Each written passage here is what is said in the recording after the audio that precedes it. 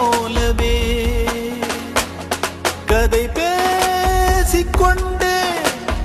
காற்றோடு போவோம் உரையாடல் தீர்ந்தாலும் மௌனங்கள் போதும் இந்த புல் பூண்டும் பறவை நாமும் போதாதா